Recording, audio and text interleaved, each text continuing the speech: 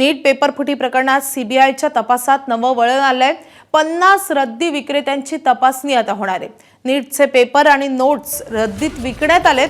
लातूरमधील जवळपास 50 रद्दी विक्रेत्यांची सीबीआय कडून चौकशी केली जाणार आहे।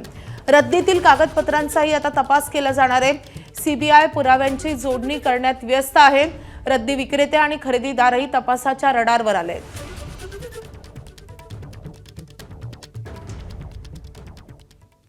तर या प्रकरणी अधिकचे अपडेट्स घेऊयात आमचे प्रतिनिधी निशांत भद्रेश्वर यांच्याकडून। निशांत, आता रद्दी विक्रेते एकूण सीबीआयच्या रडारवर का आलेत?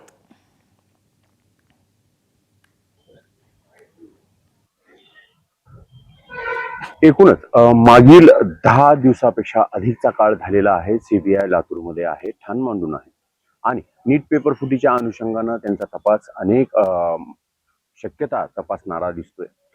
जे पालक आहेत, ज्या पालकांनी आपल्या मुलांसाठी पेपर खरेदी केलेला आहे, तो पेपर कुठेपर्यंत पोहोचलाय, कसा पोहोचलाय, ते पुरावे गोळा करण्यासाठी त्यांनी आता जे रद्दीमध्ये त्यांचे नोट्स विकलेले आहेत किंवा रद्दी विकलेली आहे, ती कागद विकलेली आहेत, तर त्या अनुषंगाने तपास सुरू आहे।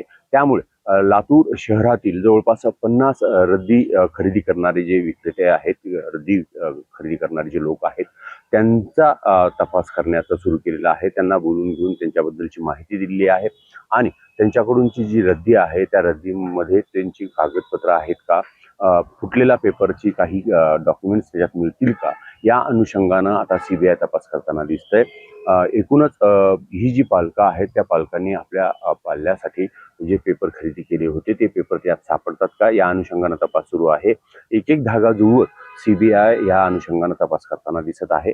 त्यामुळे तपासाचा वेग सीबीआयनं सर्व अर्थानं सर्व बाजूनी वाढवलेला आहे आणि त्याच्यासाठीचे जे पुरावे आहेत ते गोळा करण्याचं काम सध्या युद्धपातळीवर सुरू आहे।